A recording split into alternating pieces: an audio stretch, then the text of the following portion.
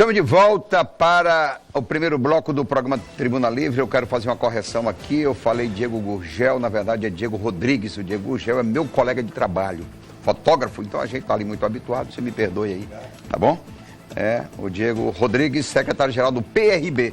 A pergunta vai para os dois. Nós temos aí no PRB, doutora Juliana, André Vale, temos Heitor Júnior e Jesus Sérgio no PDT, e temos Josa da Farmácia, Raimundinho da Saúde. Essa é a chapa PRB, PDT, Podemos para deputado estadual. Está batido o martelo, deputado Tchê? Mas olha, a gente vem dialogando, a gente vem conversando. No início lá da construção desses 10 partidos, o G10 que a gente chama, G11, enfim, a gente discutia que quem tem mandato coliga e quem não tem mandato também faz as coligações, que é justo, até pela cultura que nós temos aqui de quem, esses candidatos que estão por aí, eles não querem vir numa chapa porque quem tem mandato. Existe muito isso. Isso aí já é um problema que vem lá atrás e a gente se dá porque a gente não é orgânico mesmo. No momento que a gente se torna partido orgânico, as coisas começam a mudar um pouco e o PDT vem fazendo esse dever de casa. Lógico, o PDT, como eu disse hoje na conversa, que a gente vem trabalhando em 2 anos, mais ou menos, construindo partido. Eu deixei minha vida privada, meus negócios, para cuidar de partido, porque se você não fizer, você não consegue avançar. Você é um apaixonado, né? E está aí o resultado, aí, talvez, nessa questão da condição do Emílcio, lógico, com apoio de todos os partidos, enfim. E hoje nós temos 26 pré-candidatos a deputado estadual, 26, um número bom, bons quadros. Eu acho assim que talvez a chapa ela é mais consistente, mais forte. 26 genuinamente do PDT? Todos os 26 que eu estou falando filiado ao PDT. Ontem, inclusive, nós filiamos o Padeiro, filiamos o menino que veio do PSB, agora eu esqueço o nome dele, enfim, pessoas que realmente já foram testadas nas urnas e têm voto. E o que acontece? Tem uma conjuntura nacional que a gente precisa ficar muito atento disso, porque na conjuntura nacional, nós temos uma resolução do partido que diz o seguinte: olha, tem que ver a conjuntura nacional, porque o PDT tem um candidato a presidente da República, como é que a gente vai coligar com Podemos, por exemplo. Que é o Ciro Gomes, né? Que é o Ciro Gomes, e o Podemos tem o Álvaro Dias, entendeu? Como é que a gente vai ficar, vamos coligar com o PRB, por exemplo, do meu amigo Diego, que já coligamos, inclusive, na eleição passada de vereador, tivemos sucesso. O PRB elegeu um vereador, o PDT elegeu um vereador. O PRB hoje se encontra na base do presidente Temer. Daqui a pouco o cara vai olhar para mim e dizer: como é que você está fazendo essa coligação? Então, isso tudo é uma costura que vem ao longo do tempo e a gente precisa sentar com as executivas nacionais e aqui entre nós acertar isso. E o que eu tenho dito? Vamos construir um partido, vamos fazer nossas chapas, vamos botar depois na mesa e vamos ver qual é a melhor coligação para a gente poder ter resultado nas urnas disso. Então, eu acho que esse é o caminho, a gente vem fazendo isso. Tivemos uma reunião hoje de manhã de novo, a gente vem dialogando e eu tenho certeza que a gente está procurando o melhor para esses partidos. Mas aqui sem dúvida, é uma composição importante. Como o Tio citou aqui, já é cultural essa questão de partido que tem mandatos estarem ali numa outra coligação e os que não têm mandatos estarem ali nas chamadas chapinhas dos que não têm mandatos. Então, a gente está numa conversa bem adiantada. Os deputados também estão participando desse diálogo, dessa postura, da possível formação dessa aliança. Como o Tia citou aqui, essas resoluções partidárias que as nacionais editam são importantes, mas, como sabemos, o meu partido tem priorizado que as estaduais, que as direções estaduais entendam o que é melhor para o partido dos seus estados, e é isso que nós estamos fazendo aqui no Acre, conduzindo o processo de forma que a gente consiga garantir o crescimento do PRB nas eleições de 2018. Eu quero aqui fazer 2 observações sobre o que vocês colocaram. A primeira, que é para os dois também. Será que o governador, mais uma vez, não vai puxar candidato da chapinha para federal, como já aconteceu em 2010, 2014, que ele puxa e não dá quociente eleitoral nessa chapa tão bem intencionada por vocês? O segundo ponto: o PT não se emenda. Ele, mais uma vez, são 16 partidos que tem apoiando o governo, não é isso? Ele, mais uma vez, coloca 2 senadores com os 2 primeiros suplentes de absoluta e restrita confiança deles, que é a Márcia, que foi para o... Mas tu sabendo que ela é PT, e a atual vice-governadora também, que saiu, deixando para os pequenos partidos que discutam as segundas suplências. Você acha que isso está correto ainda? Começa comigo. Pode ser. Primeiro, eu acho, Osmir, que o governador tem demonstrado e dado, e nas conversas que a gente tem feito com ele, que a chapa 1 e chapa 2 vai existir. A gente até mudou um pouco, porque tu fala chapinha e chapão, fica um negócio meio difícil, até porque a chapinha está virando chapão e o chapão chapinha. Então tem uma discussão. Quer dizer que a chapinha está mais para chapão, né? Está mais para chapão, porque os partidos a gente vem fazendo isso.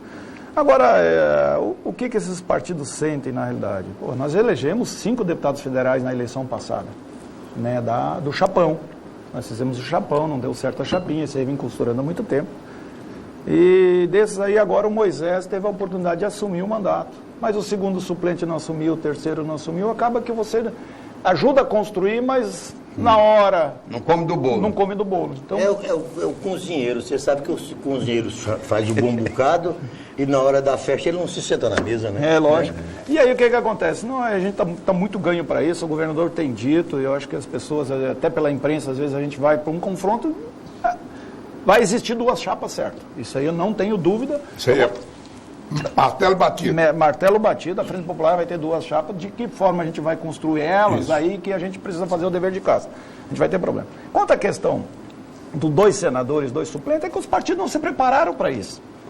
Eu passei 2 anos construindo o partido, fazendo o partido, e aí, graças a Deus, o Emilson era um dos pré-candidatos aí a governador, e com essa construção, acho que dá um exemplo para os outros partidos de que ele, como pré-candidato a governador, virou um pré-candidato a vice agora. Se nós não tivéssemos ele como pré-candidato a governador, não teríamos ele como vice, talvez hoje seria um candidato a federal ou estadual. Então, os partidos precisam fazer esse exercício. A gente não pode mais olhar só na construção de chapa de estadual e de federal. Nós temos que pensar nas majoritárias. E a gente não pensou nas majoritárias e o PT fez esse exercício. Então, quando a gente olha quem é que é os nomes hoje, o Ney Amorim teve 10 mil votos na eleição passada, presidente da Assembleia. O Jorge Viana não precisa nem se falar. Qual é o outro nome que seria nosso, por exemplo, para a gente poder colocar lá? O Tchê, candidato eu não vejo nem a questão de nome de Senado. Eu A estou vendo as suplente. primeiras suplências. As primeiras suplências. Por que nunca cabe para os pequenos partidos? Eu tenho dito... E não venham me dizer que a Márcia Regina é do PSB, e não é nada disso. Mas eu não, é do PT, sim. Eu vou concordar. Filiada, eu vou concordar em partes e fazer a defesa. Primeiro do Emilson. O Emilson, quando chega para o PDT, na testa dele está escrito PT. Cabe nós convencer ele de que aqui é o lugar dele. E nós, numa discussão dentro do partido, falando sobre Getúlio Vargas, ele dando uma aula sobre Getúlio Vargas. Então é um partido que ele se identificou, já conhecia, gostava do Brizola, enfim, veio para cá. Mas eu gostaria, Narciso, de ouvir aqui o Diego também. Só esse tema aí, depois você... Bom, vou começar falando da formação da nossa chapinha de federal. Em outros 2 momentos, acho que 2010 e 2014, tive a oportunidade de participar dessa discussão, inclusive com você, Osmir, que naquele momento ajudava a construir esse ambiente da chapinha de federal. Diferente desses 2 momentos, hoje nós vivemos um novo ambiente. Temos aí uma cláusula de barreira aprovada na reforma política que impõe aos partidos aí a obrigação de manter as candidaturas nos estados e até por sobrevivência mesmo política no futuro. Então isso passa a dar um novo formato e consistência na ideia das chapinhas. Então hoje os dirigentes estão cientes que não é mais uma prioridade, é uma obrigação dos partidos ter candidaturas a deputados federais. Né? Os dirigentes nacionais estão acompanhando isso muito de perto. Eu falo do meu próprio partido. Os dirigentes nacionais estão tratando de alianças, candidaturas nos estados, como se fosse prioridade majoritária deles. Né? Então, eu acho que isso muda o quadro no momento. Né? E diferente daqui no momento também, Osmir, nós não tínhamos nomes. Né? Hoje a chapinha já se apresenta em mais de 15 nomes. Né? Naquele momento, acho que a gente falava em 1 ou 2 nomes da mesa.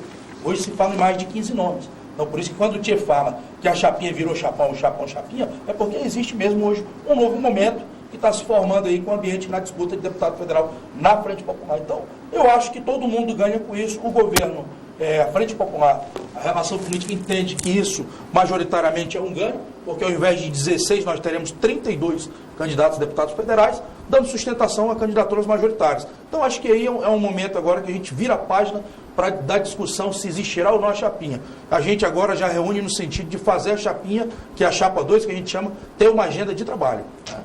E falando aqui agora da questão da pluralidade, da discussão da composição majoritária, como o Tia falou também, Nós, partidos, estamos focados, por exemplo, no PRB, numa composição de ter deputado federal e de reeleger os estaduais. Nós não nos preparamos para uma discussão majoritária. Como eu vou contestar uma primeira suplência? Né? Se você for pegar exemplos de outros estados, os senadores, eles tratam isso como uma escolha muito pessoal. O ex-governador de Rondônia, Milton Cassol, tem o pai como primeiro suplente, por exemplo. Né? Então, não houve aí uma pluralidade, uma discussão. Eduardo Braga tem a mulher. Eduardo Braga tem a esposa. Então, assim, isso é muito relativo. Quando não é assim, é por composição de forças, né? O que se soma uma primeira suplência, ou politicamente ou pelo seu poderio financeiro. Então, acho que isso é uma questão que a gente tem que superar. A agenda aí é de muito trabalho e vamos seguir em frente. Assis entra no jogo. O que se reclama aqui, Osmir, é fruto de uma legislação eleitoral anárquica. Anárquica. De volta àquele... Superada. Porque a estrutura partidária que tem 35 partidos legalmente instituídos 47 e 47 esperando o brevet. Carimbo, o brevet. O brevet para entrar. Quer dizer, esse tipo de anarquia só existe no Brasil, né? Só. Mas eu tenho tanto apreço pela oposição, eu nasci para ser um oposicionista natural. Aí governo, Só ir contra. E o que tem acontecido aqui no Acre, Osmir, me perdoe, apanhei, paguei caro por isto, é porque a nossa oposição, pelo menos deveria aproveitar os bons exemplos da Frente Popular. Na organização, na unidade e na disciplina. Eu assisti, eu fui, passei rapidamente, não sou militante, sou antipetista, quero dizer de antemão, não escondo isso de ninguém, mas antes de ontem eu fui, estava passando e dei entrada no lançamento da candidatura do vice. Do vice do governo. Do vice do Não, o governo. governo já tinha sido. E tive subir lá no púlpito, né? O púlpito tem na igreja e tem no palanque, né? Palanque, púlpito, palanque. Eu vi ali a questão de uma unidade. Pode ter por trás dela algumas ranhuras, algumas encrencas. Andar de baixo. Né? Mas você vê ali dois candidatos a senadores se abraçando, Jorge Amorim, Jorge Viana e Ney. Os 4 pré-candidatos a governo, todos juntos. Os pré-candidatos. Eram 4, né? E me desanima assistir a nossa oposição, essa sim que deveria estar mais unida para enfrentar este exército organizado que está no poder, ainda continuar dividido. Eu quero uma consideração sobre isso. Embora que vocês façam parte do governo, não devam ser uns críticos isentos da oposição, né? Eu espero que ele não elogie.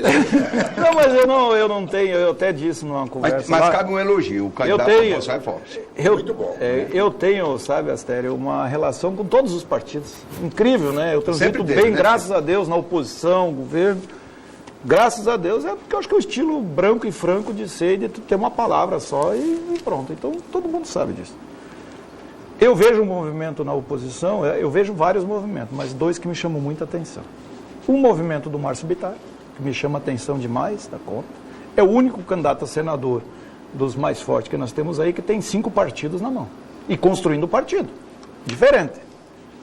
Construindo partido. E vejo também uma movimentação, inclusive, de uma unidade. Que não se via há pouco, mas que está se começando a construir. Eu consigo enxergar isso lá no final do túnel, o cara dizendo, nós temos que estar todo mundo junto. Parece que alguém disse assim, vamos tentar ganhar essa eleição para depois a gente brigar. Não vamos brigar agora porque não dá. E com essa leitura que eu faço, dos 5 partidos do Márcio, ele montou as chapas, vamos dizer assim, de federal, que os outros partidos são obrigados a vir. Vão pelo beijo, como o PT só tem um candidato, o Rocha só tem um candidato, outros candidatos. Eles não têm conseguido e não vão conseguir construir 2 chapas. Ele meteu um anzol aí. Ele meteu um anzol, ele organizou as 5 mulheres que têm voto, ou 4, estão lá com ele, que aí é a Vânia, que é a Wanda, doutora Wanda, e que é a do sindicato. A do sindicato lá, a Rosana da CUT, enfim. Rosana da CUT. E acaba que está a Antônia Lúcia ainda no PE, que vai para lá. Então eles têm 5 mulheres que a chapa exige, que tem voto. E as 5, na minha avaliação, elegem 1.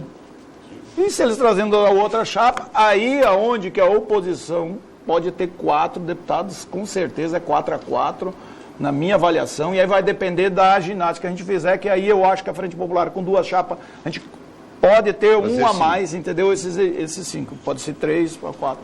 Eu penso assim, então eu vejo que existe um movimento diferente na oposição. Antes do Diego se manifestar, eu dar um pequeno pitaco na oposição. Sim, primeiro nós temos um candidato forte. Que é o senador Gladys, sem dúvida nenhuma, muito forte. O que eu vejo, a tentativa hoje é realmente, Narciso, uma tentativa de reunificar as forças. Né? Quer para a questão do Senado, fazendo o que eles sabem, os candidatos sabem, que se dividirem, perdem os 2. Não há como. Por exemplo, o Petecão não pediu voto para o Márcio não pediu para o Petecão. E a realidade hoje é essa. Eles estão assim. É a realidade. Não querem conversa. Qual é o problema que tem a oposição nesse momento?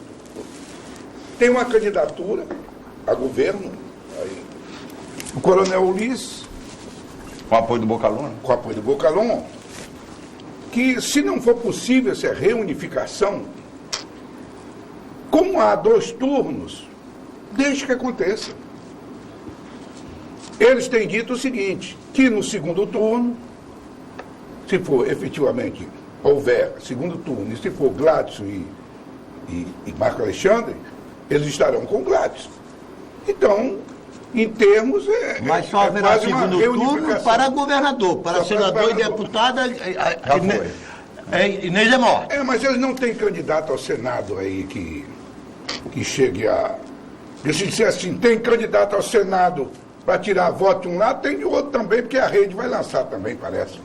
Tira dos 2 lados, aí é complicado. Mas eu gostaria de ouvir. Não, eu acho que a oposição tem sim um forte candidato a governo, o senador Gladys Camelim, que contestavelmente é um forte candidato a governo, mas eu ainda vejo uma oposição desorganizada. Eu vejo uma oposição que não consegue apresentar sequer um projeto de poder para os seus aliados. Né? Então, quando se fala que a oposição não consegue juntar, é porque não existe um projeto de participação, de ampliação de uma frente. Então, eu vejo que quando não se tem isso, de quem é o pré-candidato a governo, os 2 candidatos a Senado acabam com discursos ou propostas evasivas ali. Não consigo ver uma construção consistente. Eu aposto ainda que muita coisa vai acontecer, porque até abril aí deve se fechar o prazo de filiação, tem uma janela pela frente, as coisas devem se ajustarem melhor. Mas eu ainda vejo muito a caminhar aí dentro da oposição. A Frente Popular, como disse aqui o Narciso, existem sim as divergências internas, mas nós temos um grupo unido que tem coordenação e sabe onde quer chegar. Né? Todo partido aqui hoje, dentro da Frente Popular, até os menores, estão definidos nas suas estratégias.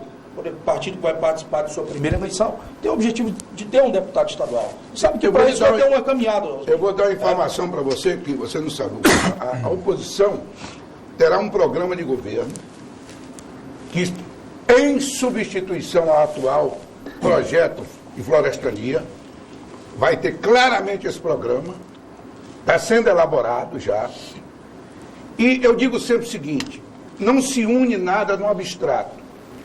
E é esse programa de governo que irá unificar toda a oposição, porque ele é uma substituição a um modelo que a oposição considera falido em termos de desenvolvimento do Acre. Eu volto com você depois do intervalo, tá, Diego? Você continua aí falando. Deixa eu ir para o intervalo, primeiro bloco, ficamos por aqui, voltamos já para o segundo bloco, depois do intervalo.